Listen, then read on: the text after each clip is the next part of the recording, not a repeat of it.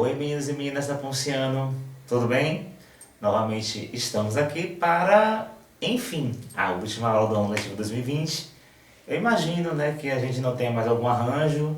Se nada mudar, esse é o último conteúdo e a gente fica conversando aí mês de dezembro presencialmente via grupo WhatsApp, beleza? Vocês que acompanham o canal, agradeço a vocês a companhia.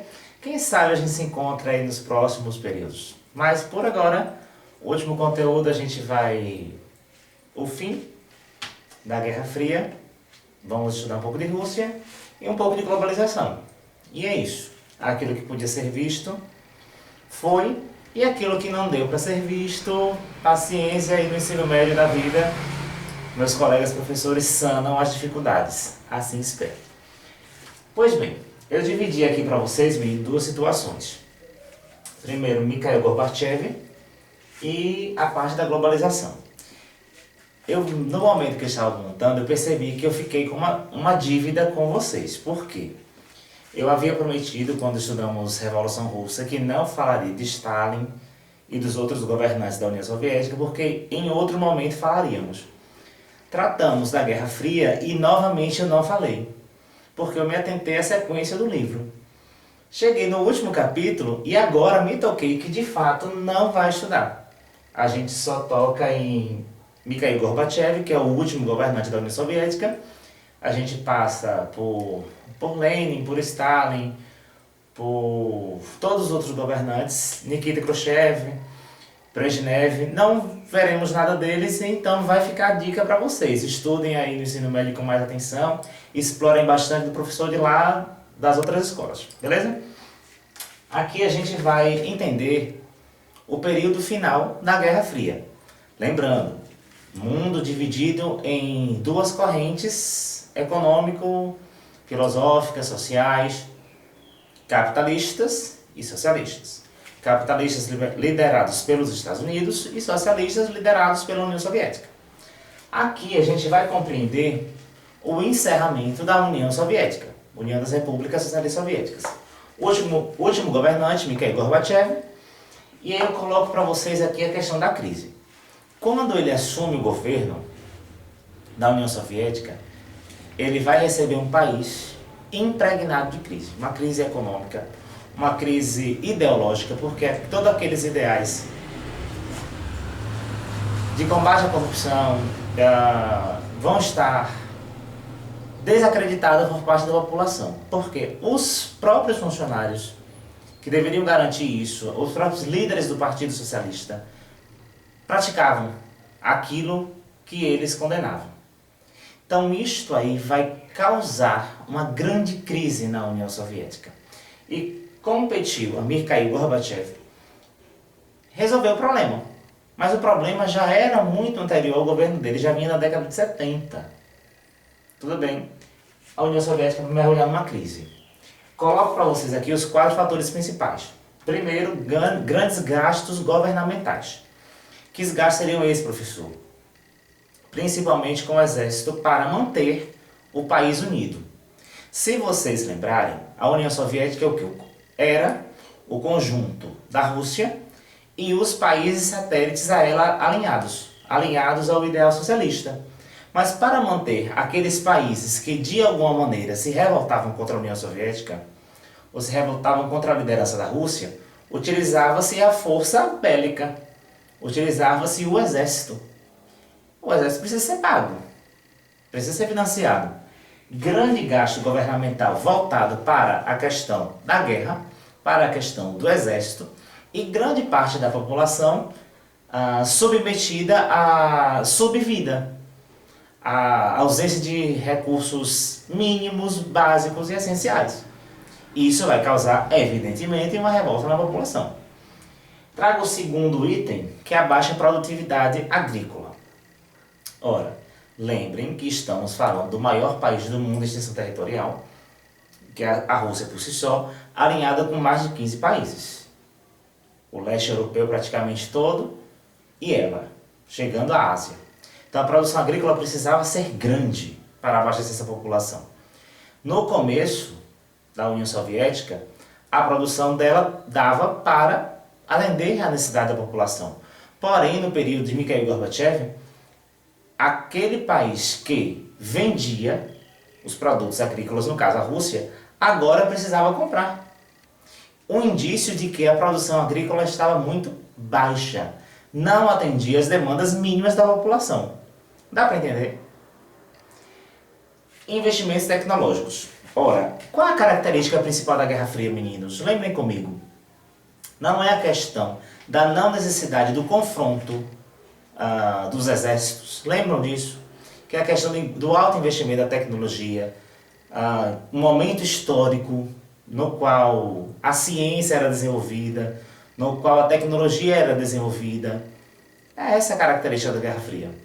Porém, a União Soviética, por excesso de gasto bélico, deixa de investir no tecnológico. Ela passa a ficar atrasada em comparação com os países capitalistas. Isso, evidentemente, vai contribuir para o agravamento da crise. Eu coloco como quarto fator a burocracia. Essa burocracia eu já coloquei para vocês. Não é que a burocracia é ruim, mas que as pessoas que deveriam garantir que o Partido Socialista Soviético agisse de acordo com os ditames, com os ideais, com as diretrizes sociais de maneira correta, eles próprios praticavam a corrupção. E tudo isso aqui somado, vai levar ao descrédito da União Soviética frente aos outros países e frente à própria população. Isso a gente já viu quando estudou a Revolução Russa, algo parecido. O que é que Mikhail Gorbachev pensou? Como é que a gente vai resolver? Ele vai adotar duas medidas, a perestroika e a glasnost. Que medidas são essas, meninos? A perestroika, reestruturação. A forma de tratar a Rússia vai ser modificada. A exemplo, vai ser permitido a abertura de lojas que não era permitida, vai ser flexibilizada a entrada de capital estrangeiro, empresas estrangeiras poderão vir trabalhar, funcionar na Rússia e nos países satélites, o perdão de inimigos políticos, isso alinhado à glasnost, que é a transparência. Um exemplo da glasnost, a gente vai conseguir a demissão de servidores públicos que fossem considerados corruptos. Medidas importantes, a questão da censura.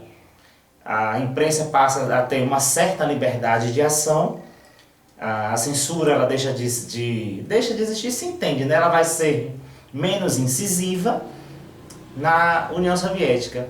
Isso promove uma abertura, uma modificação da forma de governar. A partir disso aí, vocês poderiam imaginar que, poxa, o governante vai resolver os problemas, mas não foi assim. Porque ele vai enfrentar duas dificuldades tremendas. A primeira dificuldade, o próprio sistema político socialista. Ora, quando eu promovo, através da perestroika, uma possibilidade de abertura econômica, se o meu país é socialista, como é o caso da União Soviética, e eu quero atrair uma empresa que é capitalista, evidentemente, esta empresa ela não vai submeter aos ditames econômicos socialistas. Há um choque de interesses aí. Era preciso modificar. Juntamente com isso, nós teremos a oposição, que era dupla, contra o governo Mikhail Gorbachev. A gente terá o próprio Partido Socialista, que se posiciona contra o Partido Socialista, claro, o mais tradicional, o Partido Raiz. Do outro lado, nós teremos a parte da população que quer essas modificações. Isso vai gerar uma espécie de guerra civil, conflitos, a população na rua protestando de fato. Boris Yeltsin vai ser uma figura muito importante nisso aí. Ele chega a ser afastado do governo, Mikhail Gorbachev vai ser afastado, a população vai para a rua, coloca ele de volta no poder, mas aí já era tarde demais. A União Soviética ela já começa a se dissolver, os países mais próximos, a Lituânia, a Letônia, elas começam o processo de separação da União Soviética. A gente terá a Alemanha, né, o Muro de Berlim ele será derrubado em 89, a Alemanha será unificada e teremos a criação da CEI, que é a Comunidade dos Estados Independentes. Vai restar a Rússia e 2 países mais. Um deles até estava recentemente no jornal, a Belarus. Ainda um regime muito rígido, um regime ditatorial, ainda hoje lá. Então em 91 vai surgir essa Comunidade dos Estados Independentes e a gente tem o final da União Soviética. É isso, meninos. Eu creio que a gente consegue compreender o fim da Guerra Fria vai se dar com o final oficial da União Soviética. E o que é importante a gente perceber? Hoje está demais, viu? Por favor. É importante que a gente compreenda, meninos, isso na minha cabeça, eu espero que vocês tenham essa capacidade de compreender também, que quando termina a Guerra Fria, aquela separação do mundo bipolar entre socialista e capitalista, o mundo vai assumir uma outra estrutura. Ao invés de ele será multifacetado. Ao invés de 2 estruturas econômicas, nós teremos várias estruturas econômicas. Quando sai a União Soviética e os Estados Unidos restam sozinhos como representante do capitalismo, abre-se um leque de outras possibilidades para que outras nações também busquem seus próprios interesses econômicos. Isso vai se dar através da globalização. É por isso que ela surge aqui. Porque o que é a globalização? É o compartilhamento, é o acesso fácil ou facilitado à economia, à cultura, à ideologia de várias nações em qualquer lugar do mundo. Ora, na Netflix a gente tem um catálogo enorme aí de culturas. Tem filme coreano, filme japonês, indiano, brasileiro, inglês, americano, uma série de contato com outras culturas. Todos nós bebemos Coca-Cola, você vê aquele rótulozinho vermelho. Aqui no Brasil ou lá na Rússia você vai identificar como sendo a Coca-Cola. É isso que é a globalização, o acesso que se tem a uma diversidade de produtos e serviços que estão disponíveis no país, são ofertados aqui, mas não necessariamente pertencem a essa nacionalidade. Tudo bem? Por isso que a gente estuda, porque a partir do fim da União Soviética, do fim da Guerra Fria, do fim oficial, a gente tem uma abertura maior do processo de globalização. Aí eu coloquei para vocês aqui as características da globalização, e se vocês estudam geografia, as professoras de vocês já devem ter explorado, que é a forma de produção. O que é essa forma de produção globalizada, meninos? É a possibilidade de, em um país, pensar-se o design, pensar-se a estrutura, pensar-se a marca, a logística, e em outro país executar. Como é o caso da Nike. Ela pensada nos Estados Unidos e cadastre os insumos para produzir o tênis na Ásia. Entende? É isso que a gente quer falar de produção. Quando eu falo de informações, a gente tem informações muito facilitadas através da globalização. Na palma da mão, no celular. A gente liga os dados móveis, que com notícias de qualquer lugar no mundo a gente tem. Se nós quisermos ver uma rua, no México você dá o zoom no Google Maps, você tem acesso àquela informação. Se você quiser ler notícia da Coreia, você vai lá, faz a leitura da Coreia. Então isso aí é uma característica positiva da globalização, acesso a informações. Coloco aqui a questão dos capitais. Os capitais é importante que a gente perceba, amigos. Quando falo de capital, falo de dinheiro. É preciso diferenciar capital especulativo de capital produtivo. O que é capital produtivo? É aquele dinheiro, aquele investimento que se faz de fato para uma indústria. Aquele dinheiro que de fato é aplicado. Por exemplo, eu sou um grande empresário de uma multinacional e vou construir uma fábrica aqui num campo de Rio Real. Esse dinheiro que vai ser gasto é considerado capital produtivo, porque ele vai ser investido para que a fábrica venha existir de fato. Quando eu falo de capital especulativo, vocês conseguem visualizar isso facilmente nos jornais da televisão. Todos os dias fala Bolsa de Valores de São Paulo, Bolsa de Valores de Nova York, Bolsa de Valores de Tóquio. Essa Bolsa de Valor é isso. Isso é dinheiro aplicado, é o capital especulativo. Aplicou aqui no Brasil durante o dia, vai aplicar no Japão, quando aqui à noite ela já é dia. Então esse dinheiro que em segundos está transitando de uma nação para outra, de um continente para outro, é considerado capital especulativo. E o comércio mundial? O comércio mundial a gente já consegue mais ou menos entender disso aqui. Porque se é produzido no mundo inteiro, se as informações circulam e se os capitais quase que instantaneamente eles são transferidos de uma nação para outra, evidentemente isso tem impacto no comércio. Eu trago aqui para vocês o surgimento de novas potências para ocupar o lugar deixado pela União Soviética, em especial a China. A China vai surgir depois da extinção da União Soviética como uma outra via econômica, um outro caminho, por todo tipo de produto. Na sua casa, olha aí, você vai ver qualquer produto tem Made in China, diz do Paraguai, não, é da China. E os tigres asiáticos, Taiwan, naquela região ali, países que produzem de fato uma série de produtos em massa e que são consumidos no mundo inteiro. A gente tem a OMC, a Organização Mundial do Comércio, no jornal de hoje, por sinal, foi muito criticada, que vai controlar de fato os interesses das várias nações do mundo. Ela alinhada à ONU. E eu tenho uma outra característica que é o neoliberalismo. O neoliberalismo, ele de fato confronta aquilo que se pregava no socialismo, que era a centralização do Estado da economia. O neoliberalismo, ele vem dizer que o Estado não deve interferir na economia. O Estado não deve estar presente na economia. Isso vai começar lá na década de 70, com Margaret Thatcher na Inglaterra, Ronald Reagan nos Estados Unidos, e no Brasil ele vai ganhar característica com Collor. Isso eu já falei a vocês quando estudamos os presidentes. No Brasil, depois que Collor assume, vai haver uma abertura comercial, o início do processo de privatização, que vai continuar no governo Fernando Henrique, vai continuar no governo de Lula. Tinha dado uma parada aí nessas ideias e voltou novamente agora no presidente atual falar-se em privatizações. Isso é característica do neoliberalismo, exigência do padrão neoliberal de economia. E eu trago aqui as características deste modo operandi do neoliberalismo, que são a livre concorrência. Isso significa dizer o quê?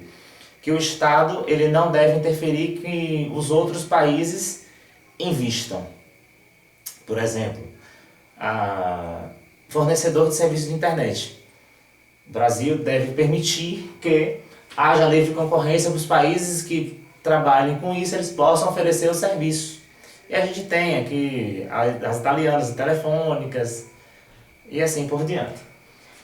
O incentivo às privatizações, ou seja, aqueles setores que o Estado atua, eles, segundo a teoria neoliberal, devem ser descontinuados e passados para a iniciativa privada. A abertura do mercado, que é exatamente isso que nós já colocamos aqui também no caso de Collor. O país ele passa a aceitar que outros países venham comercializar e enriquecer dentro do seu país. É a abertura de mercado e o gasto público reduzido. A teoria neoliberal ela indica desta forma, que o Estado ele deve ser diminuído. Quando ele passa a privatizar, vender as empresas públicas, ele precisa, ao mesmo tempo, controlar o gasto com o seu funcionalismo.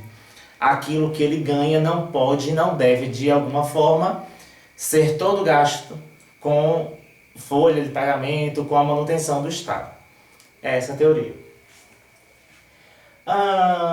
De globalização, meninos, eu penso que é isso aí que a gente possa falar a vocês. Qualquer dificuldade de geografia vai resolver. Não vai ser uma videoaula que vocês vão entender tudo. E eu trago aqui os desafios que a humanidade enfrenta para poder se ajustar nesse mundo globalizado, em especial o Brasil. Vamos de 5 desafios que são, primeiro, a desigualdade. Ora, talvez seja uma utopia esperar que todo mundo tenha a mesma condição, de fato não terá. Mas a desigualdade entre os países, a desigualdade no que tange ao poder aquisitivo, ao acesso à educação, ao desenvolvimento social de cada nação, é um grande desafio para a prática da globalização. há uma diversidade muito grande, há uma disparidade muito grande de interesses e desenvolvimento, e isso precisa ser combatido. Pobreza extrema, a gente tem países que são considerados extremamente desenvolvidos e a gente tem países que estão ainda enfrentando situações que são básicas.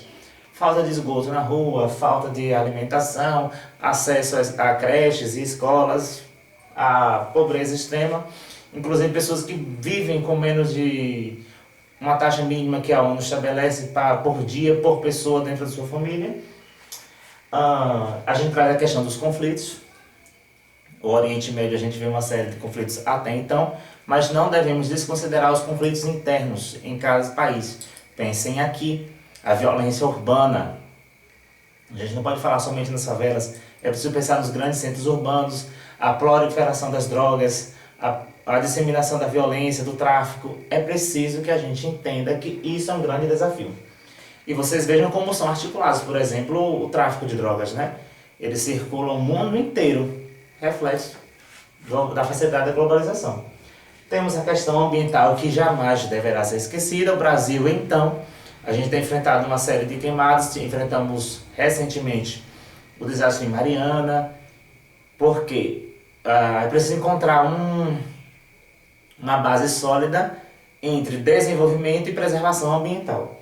E o último desafio, a gente está enfrentando a credibilidade da ONU, o Conselho de Segurança, que seria destinado a manter a paz, mas infelizmente não tem conseguido cumprir seu papel da maneira que foi idealizada quando começou. Esses são grandes desafios para a humanidade ao longo do tempo, já que buscam uma humanidade mais globalizada, mais irmã e mais plural. Penso que é isso, meninos. No mais, a gente encerra aqui. Qualquer dificuldade, vocês conversam comigo aí no Zap, no Face, a gente vai se falando. Fica um cheiro e um queijo e até o próximo encontro. Tchau, tchau.